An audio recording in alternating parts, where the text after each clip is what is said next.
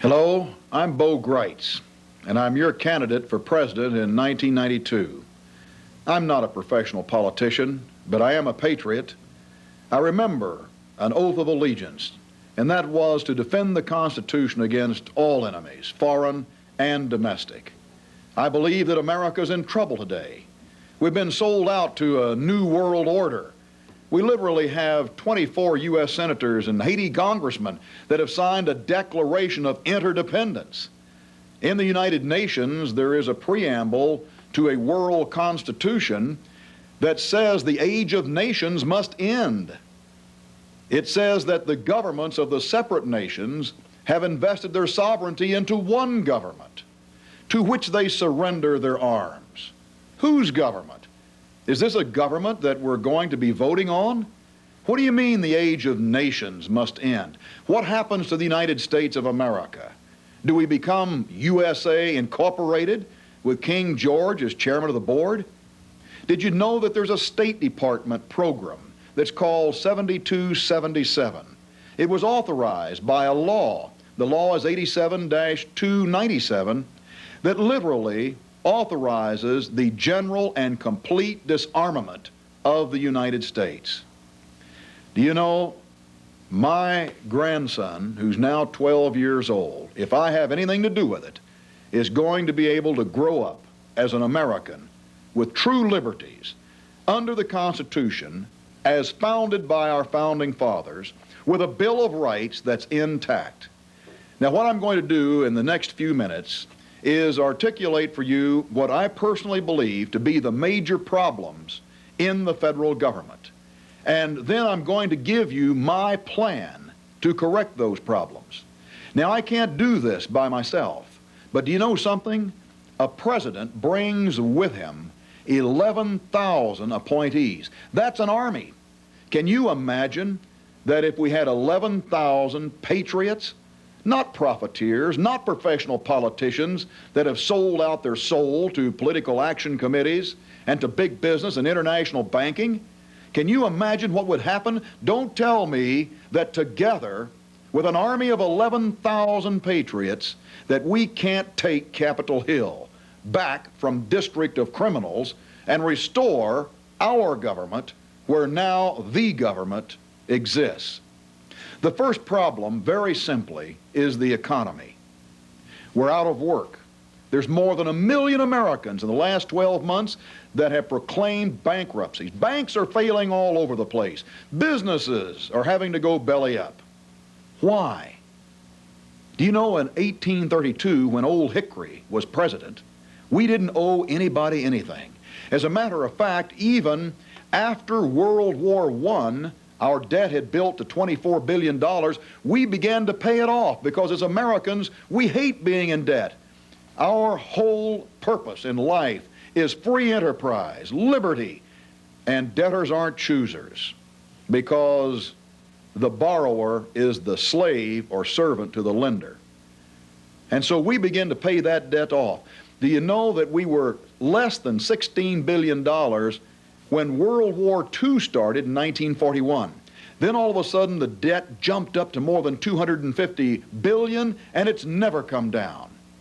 Why? Today, our federal government owes $4 trillion. And more than that, there's $300 billion in just interest alone. Can we ever get out of debt? Will it be any better next year?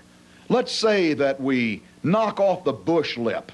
Let's say we elect some other person, a Republican, into office. Is the debt going to be less? Are your taxes going to be reduced? Are we going to be able to restore the American dream where right now a nightmare of homelessness and joblessness exists? We have one party in America right now with two names. They ought to be properly called Republicrats. Well, that's why I, a person not representing any party, not beholden to any political action committee, not having any ties to big business, to elitism, to international banking, I'm running as a candidate for president. because as a patriot, I truly believe that we can knock off this business in Congress of being bipartisan, of being Republican or Democrat, right or left, conservative or liberal. By golly, we've got to join and stand together as Americans for a change, or we're going to fall. And we'll be the very first generation to turn over to our children less of a nation than we received.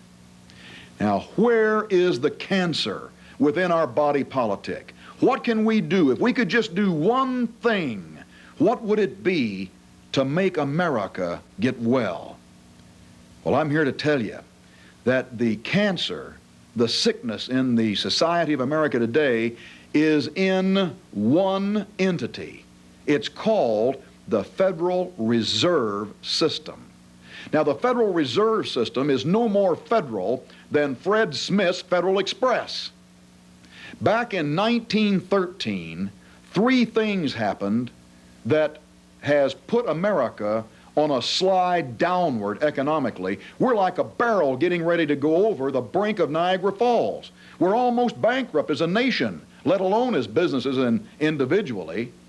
Those three things were, first of all, the 16th Amendment, the so-called income tax, and the 17th Amendment, which took the control of congressional spending out of the hands of the people and the state legislatures and allowed U.S. senators to be voted into office by popular election, where they could virtually spend any amount of money they wanted with little control. And finally, the Federal Reserve, on the 23rd of December, when almost everyone from Congress was home, except those bought and paid for politicians, they passed the Federal Reserve Act. The Federal Reserve Act allows a cabal of private banks to literally control the currency and credit of America. Do you know that one of our founding fathers, Thomas Jefferson, said, if you ever allow private banks to control your currency and credit, your children will wake up as slaves on the continent that was conquered by their fathers. And that's exactly what has happened. The Federal Reserve System does not give money to the United States government when the government requests or has bills to pay. This is very briefly the way it works. When the federal government needs money, it requests from the Federal Reserve that the money be issued. That, let's say it's $1 billion. The Federal Reserve then issues the order to the U.S. Mint to print what is called Federal Reserve notes. Now, these Federal Reserve notes are not given to the United States government. In return for the $1 billion in Federal Reserve notes, the United States Treasury gives the private banks of the Federal Reserve United States bonds that are interest-bearing. How much interest? About 8 to 10%, depending. Why in the world would we pay interest on our own money? Then the Federal Reserve Bank can use those bonds as collateral to lend up to 30 times that amount in debt to you and charge you interest. What are banks in business for? One thing: profit. We were hoodwinked back in 1913. America was tricked. It's time we woke up. Under the Constitution, Article 1, the United States Congress has responsibility for coining money and regulating the value thereof. Congress, meaning the people, have turned that duty over to private banks. And look where it's led. Again, back in 1832, when Old Hickory was president, we didn't owe anybody anything. And after the Federal Reserve System was instituted, which was supposed to guard us from inflation and depression, we had the Great Depression of 1929 through 1940. It was only because of World War II and the Federal Reserve pumping money into the system that America recovered. Go back and remember those days. Was there any lack of labor in America? Was there any lack of farmland? Was there any lack of manufacturing plants, the ability, the willingness to go out and work? Was there any pestilence or disease to keep America from producing? Money is the blood of any society. And the lack of that money means that the body politic of a nation dies. And that's exactly what happened. The bankers, the international bankers, because there are 5 international personalities who own the Federal Reserve that are foreigners. There are only 3 American entities that own the Federal Reserve, have the Class A stock. Those bankers simply cut off the supply of money, and America began to strangle and suffocate. Now, isn't it time that we woke up? Why should we be paying interest on our own money? But how do we get out of it? Almost any politician you're going to see running for office this year is going to tell you, oh, I think it's horrible. And yes, the Congress needs to find a solution. George Bush in 1990 locked up the Congress at Andrews Air Force Base and demanded that they find a solution. You know what the solution was? They're going to cut $500 billion out of the budget over a period of 5 years. You know what the problem is? The deficit. We overspend $500 billion a year. So we're not getting out of debt, we're just getting further in debt. Let's review things. In 1981, the federal debt was $1 trillion. It took from 1832 to 1981 to arrive at that debt. But in less than 8 years, by 1989, the debt had jumped to $3 trillion. Now the debt is more than $4 trillion, and the interest is $300 billion and compounding every day. President John Fitzgerald Kennedy, just before he was killed, signed an executive order that authorized the printing of $450 billion in United States notes with no debt attached. And the mints began to print that money. It would have put the Federal Reserve out of business. But President Kennedy was assassinated November 22nd, 1963, and immediately the printing of United States notes stopped. Isn't it a little bit ironic that Abraham Lincoln, during the Civil War, when the banks were wanting to lend money to the Union and to the South at a mere 15 to 20%, Abe Lincoln said no, and he started printing greenbacks with no debt attached, and they killed him too. Now, here is the way we get out of debt. Here's the way that we take out the cancer from America's body politic. The day that I'm elected President of the United States, as soon as the oath of allegiance is over, immediately, even before my hand comes off of the doorknob at 1600 Pennsylvania Avenue, I promise to you that I will reactivate the Kennedy $450 billion executive order. It will put the Federal Reserve out of business until we can educate all of the American public as to what the Federal Reserve has really done to us economically. And they, meaning you, the American people, will then demand that the U.S. Congress, as the law allows under the Federal Reserve Act, buy back the Federal Reserve. You know how much it'll take? A drop in the bucket. All we have to do is to reimburse those original stockholders with the amount that they invested back in 1913. It's less than $1 billion. All of a sudden, we don't have $300 billion worth of interest. You know what we've just done? We've just balanced the federal budget and not even cut back on nonsensical spending like foreign aid from Congress. What is foreign aid? It's nothing more than welfare with no American recipient. The only reason we ever did it in the past was so that we might seduce away small nations from a communist model.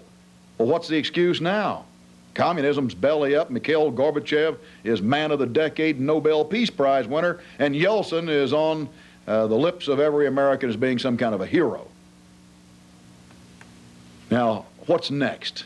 Because once we have gotten the currency back under control of the people where there's no interest on it, we still aren't out of trouble. We must dismantle what happened in 1913. Let's look at the income tax.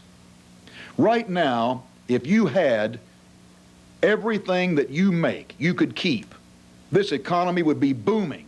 We would have millions of jobs. There would be billions of dollars. It would be like doubling your pay. And there's no inflation because there's production that's associated with it. Well, how do we do this? It's pretty simple. Another promise. And you see, I'm the only candidate that you're going to see running for president in 1992 that will honestly sign a performance agreement. I don't want you to read my lips. I want you to read my contract. I promise that I will do everything that I'm stating to you right now exactly as I state it, under contract, or you can fire me just like that. You don't have to have me impeached. I've got a plan. I'm going to carry it out. All we have to do is, before the hand comes off the doorknob at 1600 Pennsylvania Avenue, is we send a special commission to every state house to determine whether or not that state ratified the 16th Amendment, the income tax. I can tell you right now, it was never properly ratified.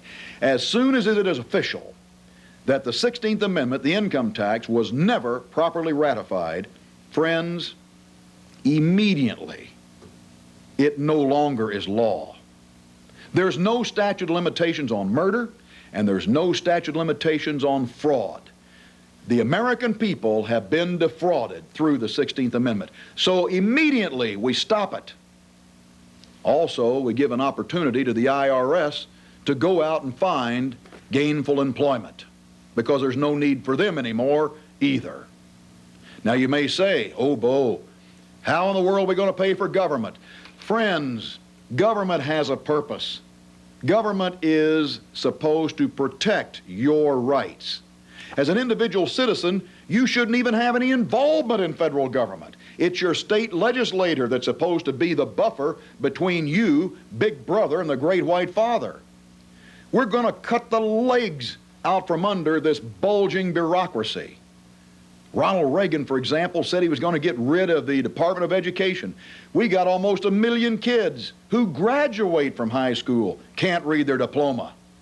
It's time that we roll back bureaucracy. It's time that we get the feds out of our pocket. It's time that the states are restored with their rights and individuals with their liberty. That's the way that our founding fathers intended for us to live. We've got to look backward in order to define liberty as they knew it. Our school systems don't even teach the Constitution and the Declaration of Independence and the wisdom of our founding fathers right now. Instead, we're being plied with New World Order, with world government, with the dropping of borders.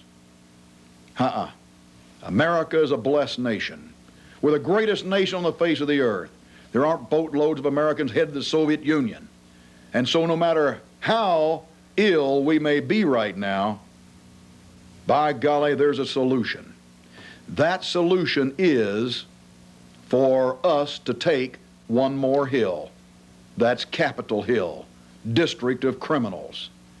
We take it and we flush the human sewage.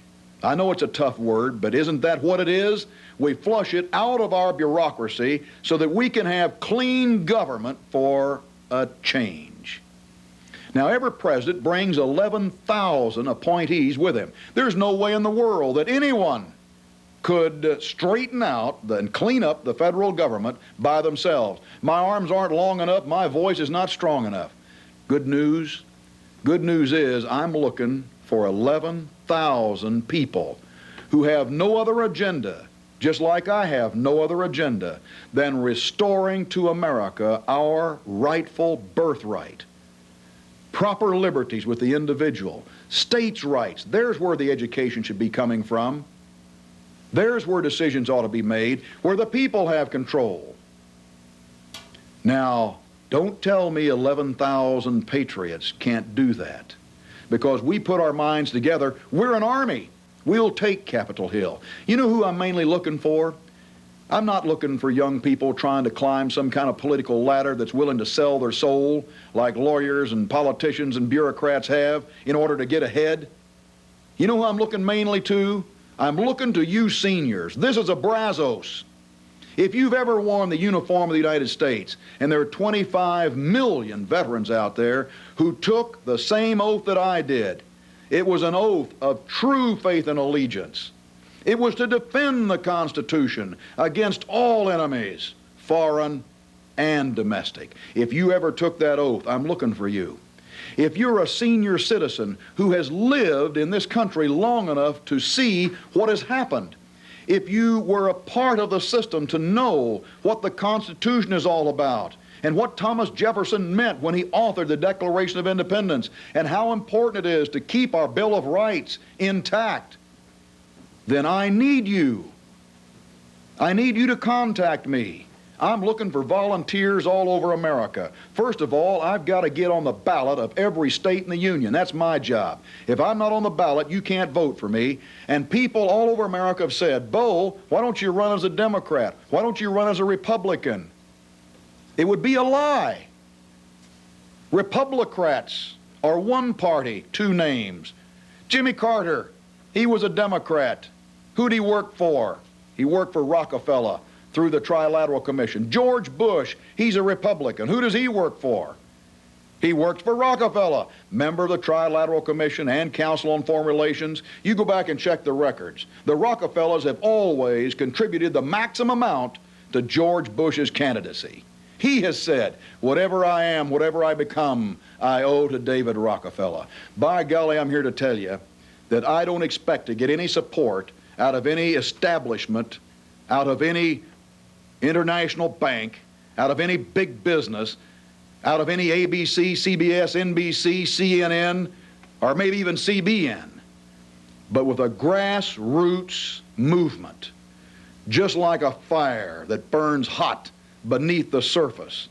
And then suddenly, once the floor of a forest is consumed, it bursts forth. That's the way that we're going to take Capitol Hill, very simply. Again, I'm looking for seniors. I'm looking for people that can balance a checkbook. If you can, you know something?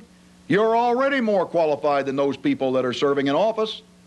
I'm looking for seniors mainly, who aren't beholden to any PACs, haven't sold their soul, who have grandchildren and children that they want to see grow up as Americans, free to become what they will. Now, we're going to knock off this business of welfare. Instead, we're going to have workfare. America doesn't need a handout. America needs a hand up. We're going to stop becoming the world policeman. You know, as a soldier, I'm angry that we have lost hundreds of thousands of young men and women. Look at Vietnam. For 15 years, what were we doing there? America was overdosed. Look at the Iran-Contra.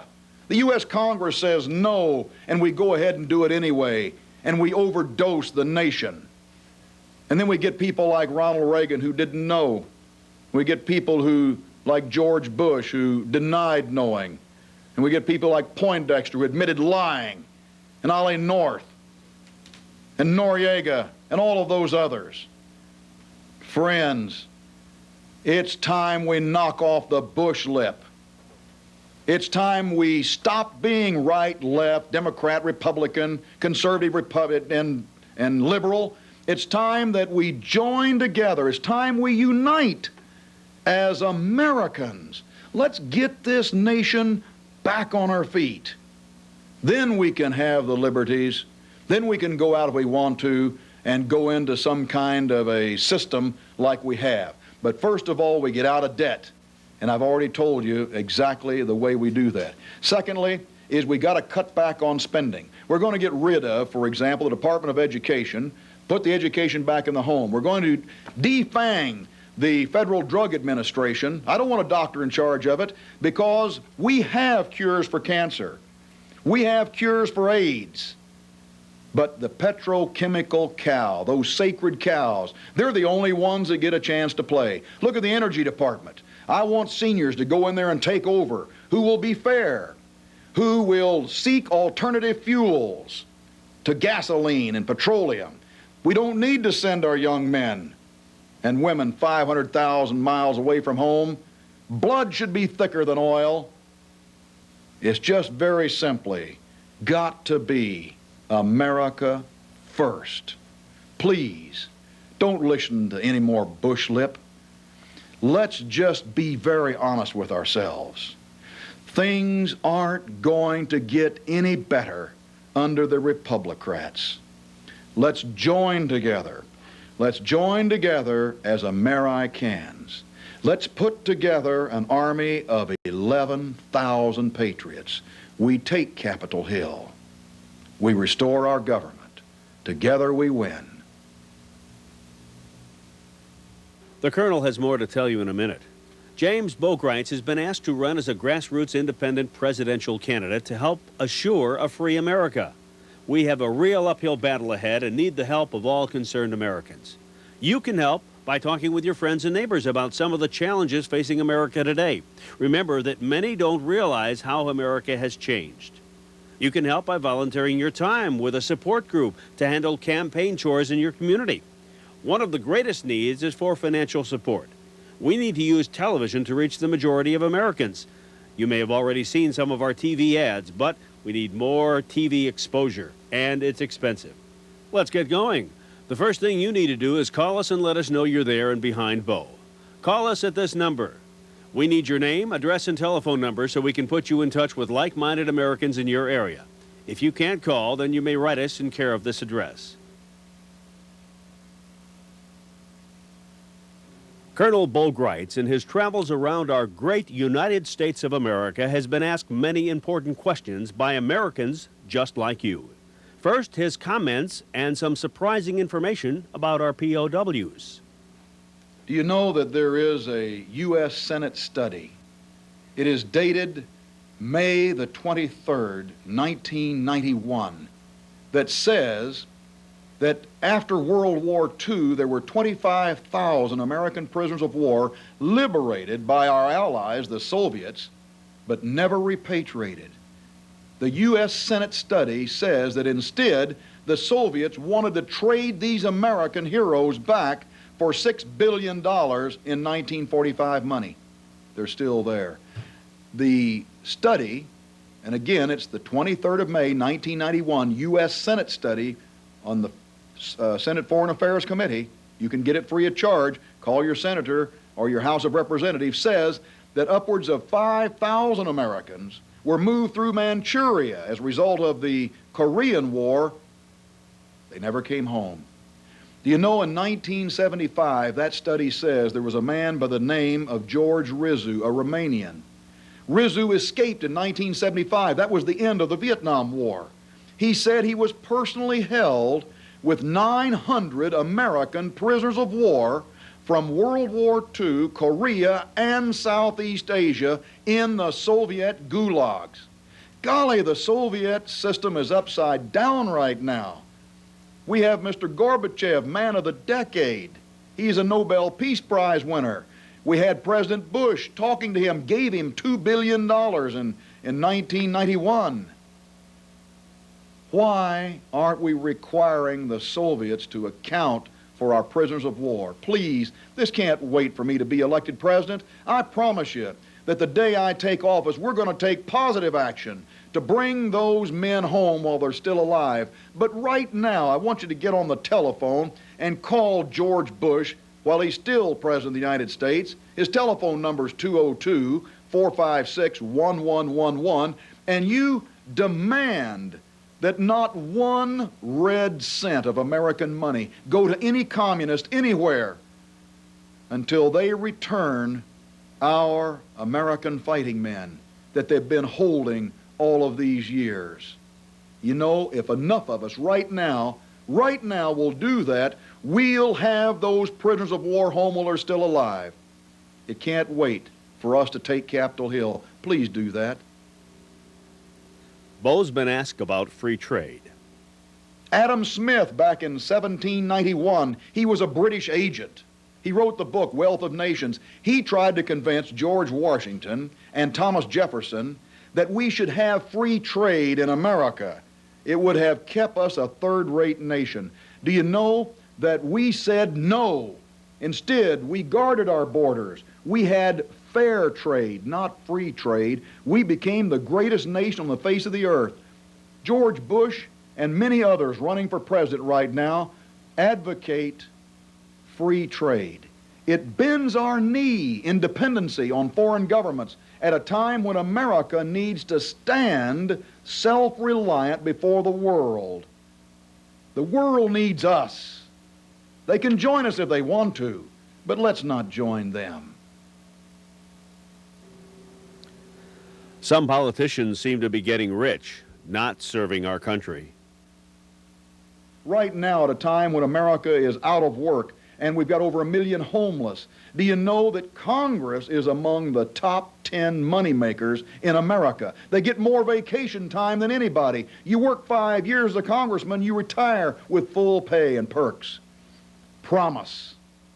First thing I'll do once inside the White House, I've already restored the Kennedy executive order that will put the Federal Reserve out of business. The next thing I'm going to do is write an executive order. It's going to cut the pay of every federal elected official in half. That means all of Congress. It means all of the judges that are appointed. It means the president, vice president, his cabinet, because I want to identify those people who are serving as patriots. And Congress will have 30 days to either approve of or veto that executive order. If they don't approve it, then you're going to know who the real rats are, and it won't take you long to vote them out of office.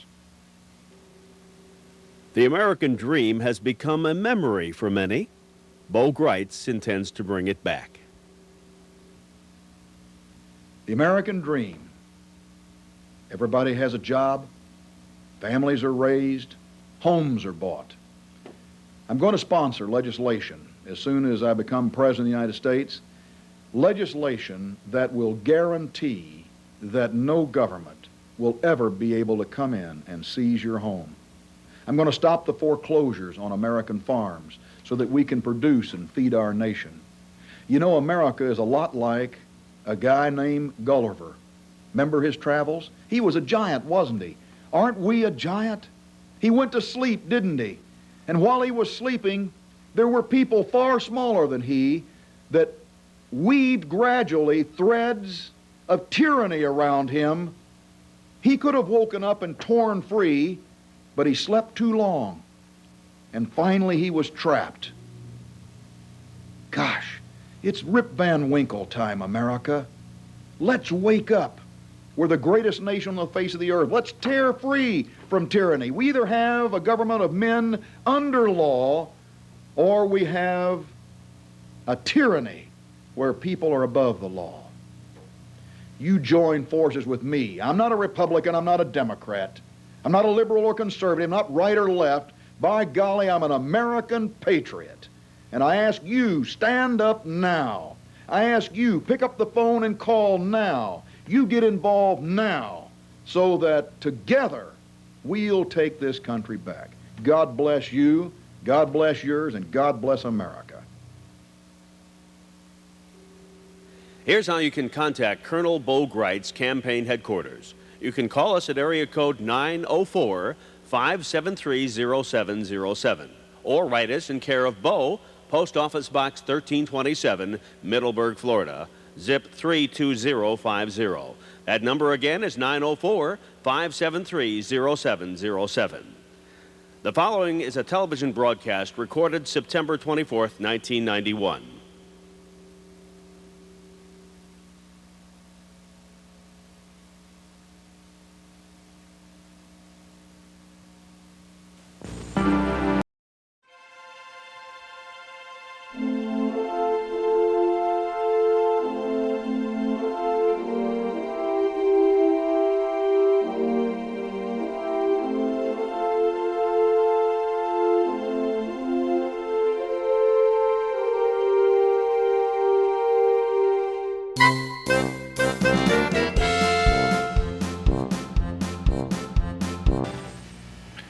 Good afternoon, everyone. Welcome to Midday Live, a special edition.